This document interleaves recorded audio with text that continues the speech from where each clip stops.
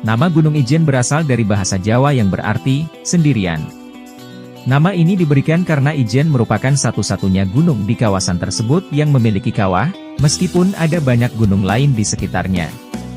Gunung Ijen adalah salah satu gunung berapi aktif di ujung timur Pulau Jawa. Gunung ini memiliki ketinggian 2.386 mdpl dan terakhir meletus pada tahun 1999. Gunung Ijen terkenal karena memiliki kawah ijen yang menghasilkan belerang terbesar di Indonesia. Kawah Ijen juga memiliki fenomena alam unik berupa blue fire, yaitu gas sulfur yang menyala dengan suhu hingga 600 Celcius. Fenomena ini terjadi karena adanya danau asam yang mengandung gas belerang. Sejarah terbentuknya Kawah Ijen yang memunculkan Blue Flame. Taman Wisata Alam Kawah Ijen adalah satu-satunya tempat yang memiliki api biru. Terbentuknya Kawah Ijen terjadi pada 70.000 tahun lalu.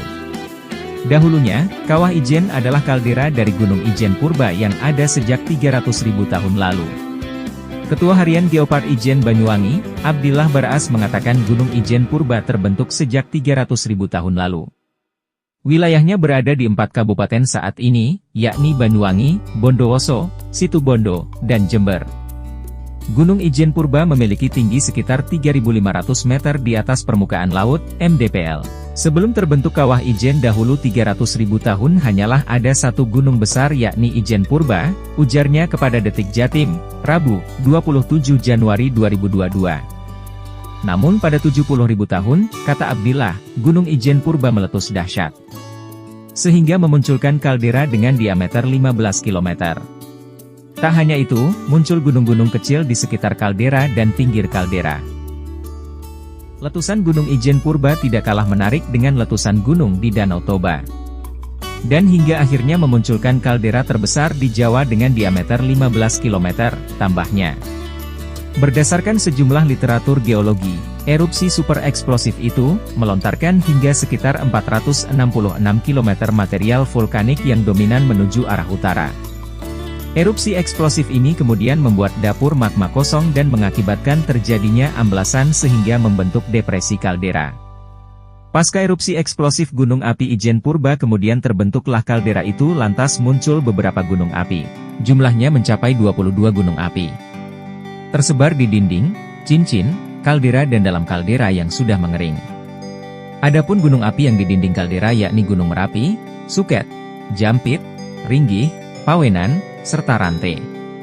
Sementara yang di dalam kaldera diantaranya Gunung Kawahurung, Blau, Papak, Kukusan, serta Ijen dan lainnya. Saat ini yang masih aktif hanyalah Kawah Ijen. Adanya gunung berarti di dalamnya masih ada sumber panas. Sehingga ibarat kompor yang masih ada di Kawah Ijen. Sementara di gunung lain sudah tidak aktif, ditambahnya. Aktifnya Kawah Ijen, kata Abdillah salah satunya adalah munculnya Blue Flame di Kawah Ijen. Blue Flame muncul karena tekanan gas yang berinteraksi dengan belerang. Keluarnya H2S di permukaan dengan suhu tinggi, menimbulkan api dengan warna biru. Sehingga kemudian dijuluki dengan api biru. Blue Flame muncul seperti halnya kompor gas. Berbeda dengan kompor minyak yang menyala melalui kapiler.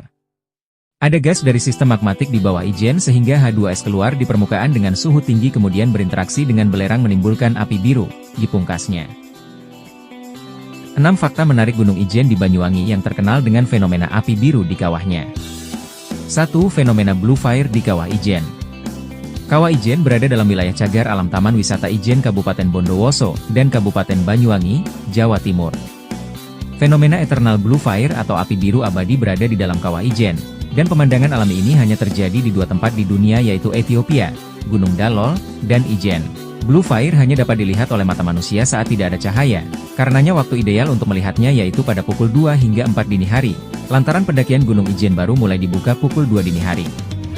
Dari Kawah Ijen, kita bisa melihat pemandangan gunung lain yang ada di kompleks pegunungan Ijen, di antaranya puncak Gunung Merapi yang berada di timur Kawah Ijen, Gunung Raung, Gunung Suket, dan Gunung Rante. 2. Diameter kawah ijen hingga 1 km. Kawah ijen menunjukkan jenis fitur vulkanik khusus yang umum di Indonesia, dengan diameter sekitar 1 km dan kedalaman 175 meter. Lantainya ditutupi sepenuhnya oleh danau yang hangat, berwarna hijau biru susu yang ditahan oleh bendungan yang dibangun bertahun-tahun yang lalu oleh Belanda, untuk menjaga air panas yang syarat mineral dari hujan tanah tanaman di bawahnya. Suhu turun pada malam hari, di dekat bibir kawah bisa turun menjadi sekitar 5 derajat Celcius. Jalan tersebut berakhir di Jampit, di mana tersedia tempat berlindung yang sangat mendasar. Dimungkinkan juga untuk tidur di stasiun vulkanologi tua di atas bukit, sekarang digunakan oleh pengumpul belerang, tetapi izin harus diperoleh sebelumnya. 3. Kaldera Ijen memiliki perkebunan kopi. Kompleks Gunung Berapi Merapi Ijen terletak di dalam kaldera Ijen. Kaldera Ijen lebarnya sekitar 20 km dan terkenal dengan perkebunan kopi Arabica. Gunung Merapi, namun jangan bingung dengan gunung berapi dengan nama yang sama di Jawa Tengah atau Gunung Merapi di Sumatera Barat adalah titik tertinggi kompleks kaldera, di tepi timurnya. 4. Cara mencapai kawah Gunung Ijen. Untuk mencapai kawah Gunung Ijen di Banyuwangi, pengunjung dapat menggunakan kereta api ekonomi dengan tujuan Banyuwangi dan turun di stasiun Banyuwangi Kota kemudian naik ojek dengan tujuan Kecamatan Licin dan Desa Taman Sari. Dari Taman Sari, perjalanan dilanjutkan menuju Paltuding dengan menumpang truk pengangkut belerang atau menggunakan bus dan turun di Banyuwangi Kota kemudian naik ojek bisa langsung ke Paltuding atau ke Desa Taman Sari juga bisa namun dengan menggunakan bus tarif yang dikeluarkan akan lebih mahal. Pintu gerbang utama ke Cagar Alam Taman Wisata Kawah Ijen terletak di Paltuding, yang juga merupakan pos PHPA, Perlindungan Hutan dan Pelestarian Alam. Alternatif rute adalah Bondowoso, Wonosari, Tapen, Sempol, Paltuding. 5. Lintasan pendakian cukup berat. Lintasan awal sejauh 2 km cukup berat karena menanjak. Sebagian besar jalur adalah dengan kemiringan 25-35 derajat. Selain menanjak, struktur tanahnya juga berpasir sehingga menambah semakin berat langkah kaki karena harus menahan berat badan agar tidak merosot ke belakang. Usai beristirahat di warung pos Bundar, dinamakan demikian karena pos yang unik berbentuk lingkaran. Jalur selanjutnya naik agak curam dan licin. Lalu dilanjutkan 1 km terakhir relatif landai, namun wisatawan maupun pendaki akan disuguhi pemandangan deretan pegunungan yang sangat indah. Untuk turun menuju ke kawah harus melintasi medan berbatu-batu sejauh 800 meter dengan kondisi yang terjal hingga kemiringan 45 derajat. 6. Banyak kuli angkut membawa belerang. Pemandu tidak begitu diperlukan untuk berjalan-jalan santai ke kawah. Jalur yang terbentuk dengan baik, selebar 3 meter, mengarah 2 km ke Pondok Bunder, 2200 mdpl, tempat para pengangkut belerang menimbang muatannya dan 1 km lagi ke tepi kawah, 2350 mdpl. Sebagian besar pengunjung beristirahat di pelana tepi kawah, titik pengamatan, untuk melihat lubang belerang dan danau berwarna biru kehijauan sekitar 300 meter di bawahnya. Di sini, wisatawan akan melihat para kuli membawa beban seberat 75 hingga 90 kg, dengan 2 keranjang di bahu mereka, menaiki dinding kawah yang curam dan kemudian menuruni bukit sejauh 3 km menuju tempat pengumpulan. Kebanyakan kuli angkut melakukan perjalanan 2 kali sehari, meskipun dalam beberapa tahun terakhir semakin banyak kuli angkut yang menggunakan troli yang dibuat khusus untuk membawa muatan mereka. Troli ini ditemukan oleh Heinz von Holzen dan didanai oleh banyak pihak termasuk pemerintah Swiss. Meskipun hal ini membuat hidup lebih mudah bagi para pengumpul belerang, Anda juga akan melihat wisatawan yang tidak mampu atau terlalu malas untuk berjalan ke Kawah Ijen diangkut dengan troli.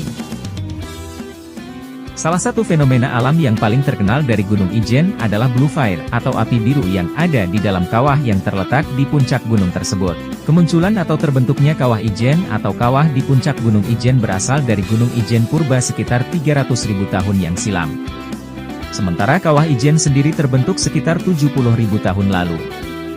Konon Gunung Ijen purba memiliki tinggi sekitar 3.500 meter di atas permukaan laut. Setelah terjadi letusan dasar pada sekitar 70.000 tahun yang lalu membuat Ijen purba seolah terpotong dan membentuk kaldera sepanjang 15 km. Reruntuhannya juga memunculkan gunung-gunung kecil yang ada di sekitarnya. Berdasarkan sejumlah literatur geologi, erupsi super eksplosif dari Gunung Ijen purba itu melontarkan hingga sekitar 466 km material vulkanik yang dominan menuju arah utara. Erupsi tersebut membuat dapur magma menjadi kosong dan mengakibatkan terjadinya amblesan sehingga membentuk depresi kaldera. Letusan Gunung Ijen purba tidak kalah menarik dengan letusan gunung di Danau Toba. Pasca erupsi eksplosif Gunung Api Ijen Purba kemudian terbentuklah kaldera itu. Lantas muncul beberapa gunung api jumlahnya mencapai 22 gunung api, tersebar di dinding atau cincin kaldera. Dan dalam kaldera yang sudah mengering gunung yang berada di dinding kaldera diantaranya adalah Gunung Merapi Jawa Timur, Gunung Suket, Gunung Jampit, Gunung Ringgih, Gunung Pawenan, serta Gunung Rantai. Sementara yang di dalam kaldera diantaranya adalah Gunung Kawah Wurung, Gunung Blawu, Gunung Papak, Gunung Kukusan, serta Gunung Ijen dan lain sebagainya. Saat ini yang masih aktif hanyalah Gunung Kawah Ijen. Adanya gunung yang berarti di dalamnya masih ada sumber panas. Sehingga ibarat kompor yang masih ada di Kawah Ijen. Sementara di gunung lain sudah tidak aktif lagi. Aktifnya Kawah Ijen salah satunya adalah dengan munculnya Blue Flame yang ada di Kawah Ijen. Blue Flame muncul karena tekanan gas yang berinteraksi dengan belerang. Keluarnya H2S yang ada di permukaan dengan suhu tinggi menimbulkan api dengan warna biru sehingga kemudian dijuluki dengan api biru. Blue Flame muncul seperti halnya kompor gas, berbeda dengan kompor minyak yang menyala melalui kapiler. Ada gas dari sistem magmatik di bawah Ijen, sehingga H2S keluar di permukaan dengan suhu tinggi. Kemudian berinteraksi dengan belerang menimbulkan api berwarna biru. Nah, itulah sedikit fakta-fakta dari gunung ini. Oke, sampai sini dulu videonya. Nantikan video dan cerita lain dari channel ini. Terima kasih. Assalamualaikum.